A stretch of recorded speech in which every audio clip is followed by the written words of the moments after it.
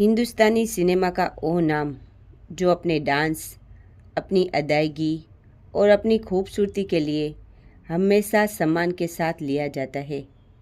देश की लाखों लड़कियों के लिए प्रेरणा का स्रोत है। बहारों फूल बरसाओ, मेरा महबूब आया। वैजयंती माला। दक्षिण भारत की वैजयंती माला ने देश और दुनिया में अपने टैलेंट का डंका बजा दिया। मेरे मन की गंगा और तेरे मन की जमुना का बोल राधा बोल। वैजयंती माला का जन्म 13 अगस्त 1936 को चेन्नई में रहने वाले एक अयंगर ब्राह्मण परिवार में हुआ था। उनके पिता का नाम एम.डी. रमन और माँ का नाम वसुंधरा देवी था।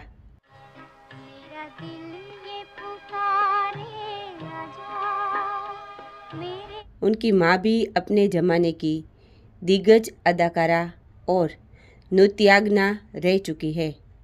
40 के दशक में तमिल फिल्म इंडस्ट्री में वैजयंती माला की माँ वसुंधरा देवी का बड़ा नाम हुआ करता था। चूँकि माँ एक प्रख्यात अभिनेत्री थी और अक्सर व्यस्त रहती थी, तो वैजयंती माला की परवरिश उनकी नानी यादुगिरी देवी ने की थी। उड़े जब जब जुल्फे तेरी, उड़े जब जब जुल्फे तेरी कवारी। नानी ने वैजयंती को छोटी उम्र से डिसिप्लिन से जीवन जीना सिखाया था। नानी चाहती थी कि वैजयंती को अच्छी तरह से नृत्य सिखाया जाए। वैजयंती की कमर सीधी रहे, इसलिए उनकी नानी उन्हें बिस्तर की जगह हमेशा एक चटाई पर सुलाया करती थी। बदन पे सितारे लपेटे हुए, ओ जान तमन्ना। छोटी उम्र से ही वैजयंती की नृत्य शिक्षा शुरू कर दी गई थी। स्कूली पढ़ाई के साथ साथ वैजयंती भारतनाट्यम की शिक्षा भी ले रही थी। वैजयंती महज 4 साल की थी जब साल 1940 में अपने माता पिता के साथ इटली की राजधानी रोम गई।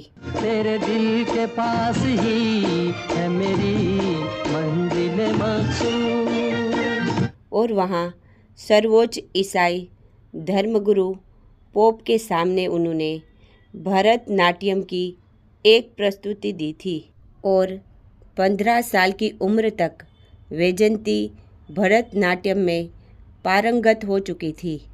भरतनाट्यम के अलावा कर्नाटिक संगीत में भी वैजयंती ने दक्षता हासिल की थी। इसी उम्र में ही वैजयंती को फिल्मों में काम करने का पहला ऑफर भी आ गया था। वैजयंती के मामा वाई.जी. पार्थस्वामी भी फिल्मों से जुड़े थे। मांग के साथ तुम्हारा मैंने मांग लिया संसार। वे न केवल एक एक्टर थे बल्कि तमिल नाटक लेखक भी थे। यही वजह थी कि तमिल फिल्मी शख्सियतों का वैजयंती के घर पर आना जाना लगा रहता था। कहीं भूल से तू न समझ बैठे कि मैं तुझसे मोहब्बत करता हूँ। अपने नृत्य कौशल से 15 साल की उम्र तक वैजयंती तमिलनाडु में बढ़िया नाम कर चुकी थी। इसलिए उस दौर के दिग्गज तमिल डायरेक्टर एम.वी. रमन ने वैजयंती को अपनी फिल्म वजकई में काम करने का ऑफर दिया, लेकिन उनकी नानी ने इनके फिल्मों में काम करने का सख्त एतराज़ जताया। उन्हें फिक्र थी कि अगर वैजयंती फिल्मों में काम करने लगी तो उसका नृत्य और पढ़ाई छूट जाएगी। देखा है तेरी आंखों में प्यार ही प्यार बेश। मगर जब डायरेक्टर एम.वी. रमन ने नानी को भरोसा दिलाया कि फिल्मों में काम करने से वैजयंती की पढ़ाई नहीं छूटेगी और डांस के चलते उनकी लोकप्रियता चौगुनी हो जाएगी, तो नानी ने वैजयंती को फिल्म साइन करने की मंजूरी दे दी। और इस तरह साल 1949 में वजकई फिल्म से वैजयंती का फिल्मी सफ़र शुरू हो गया। अगले साल यानी 1950 में वैजयंती ने जीविथाम नाम की एक तेलुगु फिल्म में भी काम किया और फिर साल 1951 में आई वो फिल्म जिसने वैजयंती माला को हिंदी सिनेमा की एक ज़बरदस्त और मजबूत शुरुआत दिला दी।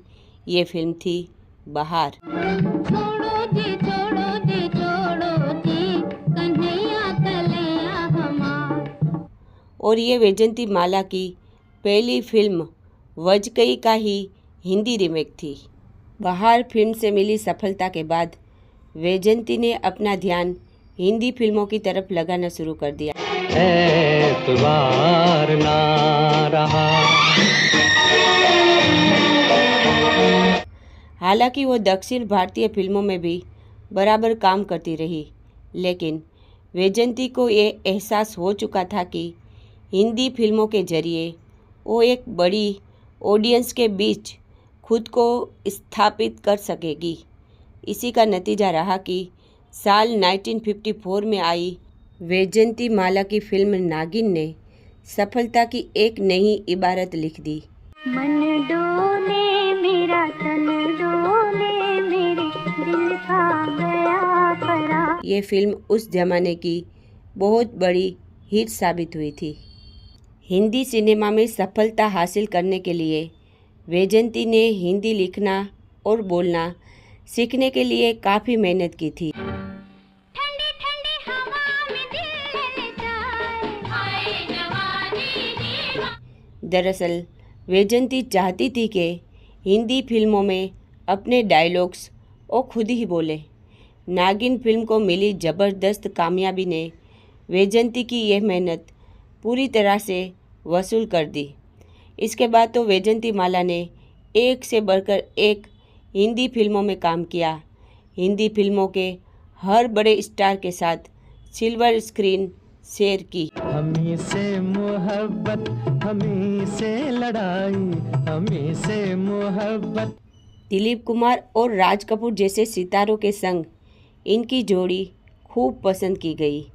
दोनों के साथ ही इनके अफेयर की खबरें भी खूब उड़ी।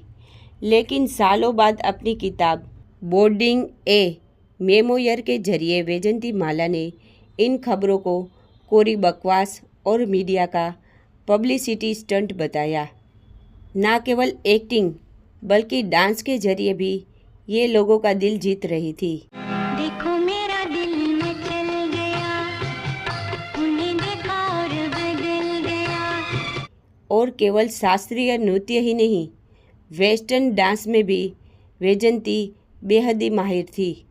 साल 1957 में आई फिल्म आशा में उन्होंने वेस्टर्न डांस करके लोगों को चौंका दिया था।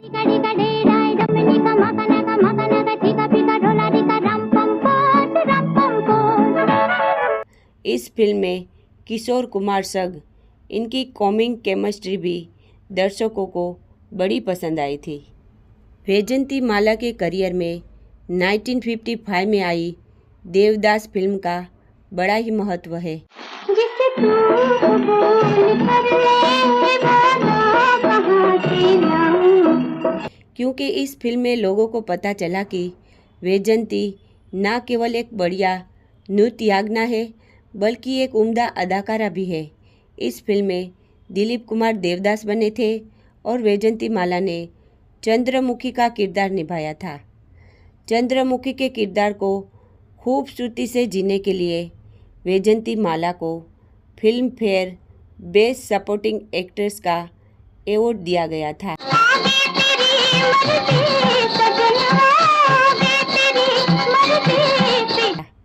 लेकिन वैजयंती ने यह कहकर वो अवार्ड ठुकरा दिया कि देवदास की ज़िंदगी में चंद्रमुखी की बड़ी अहमियत है।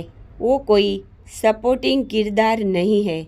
मैं बेस्ट एक्ट्रेस के अवार्ड को ही स्वीकार करूंगी। उस साल देवदास फिल्म में पारो का रोल करने वाली अभिनेत्री सुचित्रा सेन को बेस्ट एक्ट्रेस का किरदार दिया गया था। वैजयंती को मिले अवार्ड्स की बात करें तो साल 1961 में आई फिल्म गंगा जमुना, दो हंसों का जोड़ा बिछड़ और साल 1968 में आई फिल्म संघर्ष के लिए Bengali film journalist association award दिया गया था। फिल्म गंगा जमुना के लिए ही वैजयंती को फिल्म फेयर अवार्ड भी मिला था। इसके अलावा साधना और संगम के लिए भी वैजयंती माला ने फिल्म फेयर अवार्ड अपने नाम किए थे। ये मेरा प्रेम पत्र पढ़कर कि तुम नाराज ना। साल 1996 में फिल्म फेयर ने भी वैजयंती को लाइफ टाइम अचीवमेंट अवार्ड भी दिया था। साल 1982 में वैजयंती को संगीत नाटक अकादमी अवार्ड भी दिया गया था। साल 1968 में भारत सरकार ने भी वैजयंती को पद्मश्री सम्मान से सम्मानित किया गया था। नील गगन की छाँव में दिन रैन गले से। वैजयंती माला की निजी जिंदगी की बात करें तो उन्होंने डॉक्टर चमनलाल बाली से शादी की थी। चमनलाल बाली राज कपूर के पर्सनल फिजिशियन थे और पहले से ही शादीशुदा थे। पहली शादी से उनके 3 बेटे भी थे। वैजयंती और चमनलाल की मुलाकात का किस्सा एक बड़ा ही दिलचस्प है। ओ दया रे चढ़ गयो पापी बिछुआ। ओ दया रे चढ़ गयो पापी बिछुआ। एक दफ़ा वैजयंती कश्मीर की डल झील की किसी फिल्म की शूटिंग कर रही थी। एक सीन के दौरान वैजयंती माला डल झील में गिर पड़ी और बीमार पड़ गई। उन्हें तत्काल मुंबई लाया गया। इत्तेफाक से वैजयंती माला का इलाज डॉक्टर चमनलाल बाली ही कर रहे थे। मैं कहीं कभी न बन जाऊं तेरे प्यार में। इलाज के दौरान वैजयंती और डॉक्टर चमनलाल बाली की दोस्ती हुई और फिर दोस्ती प्यार में बदल गई। डॉक्टर चमनलाल ने अपनी पहली पत्नी को तलाक दे दिया और फिर वैजयंती माला और डॉक्टर चमनलाल बाली ने शादी कर ली। इस तरह वैजयंती माला बन गई वैजयंती माला बाली। वैजयंती माला का एक बेटा है जिनका नाम है सुचिंद्र बाली और वो भी एक एक्टर है। सुचिंद्र बाली साउथ फिल्म इंडस्ट्री का एक बड़ा नाम है।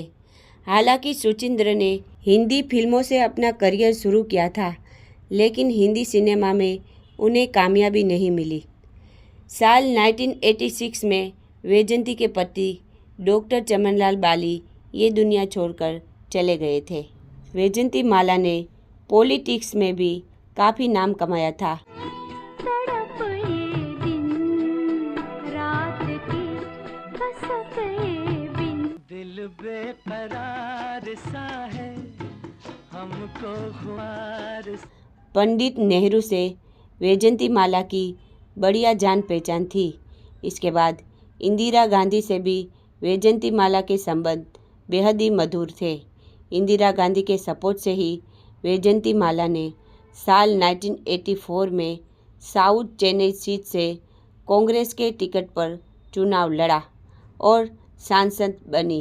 कह डाली कितनी बातें अनकही, अजब इत्तेफाक है। पहले मिले थे सपनों में और आज सामने। 1989 में एक बार फिर वैजयंती माला इसी सीट से सांसद बनी थी। साल 1993 में कांग्रेस ने वैजयंती माला को राज्यसभा भेजा, लेकिन 1999 में वैजयंती माला का कांग्रेस से मोह भंग हो गया और उन्होंने कांग्रेस से इस्तीफा देकर भाजपा की सदस्यता ले ली। इन दिनों अपनी बढ़ती उम्र के चलते वैजयंती माला ने खुद को पॉलिटिक्स से दूर कर लिया है। उम्र के इस पड़ाव पर आकर उन्होंने खुद को सोशल लाइफ से पूरी तरह से दूर कर लिया है। वैजयंती के इकलौते बेटे सुचित्र ने भी शादी कर ली है और वो खुद भी एक बेटी के पिता बन चुके हैं। वैजयंती माला को भारतीय सिनेमा जगत में अपने योगदान के लिए हमेशा याद किया जाएगा।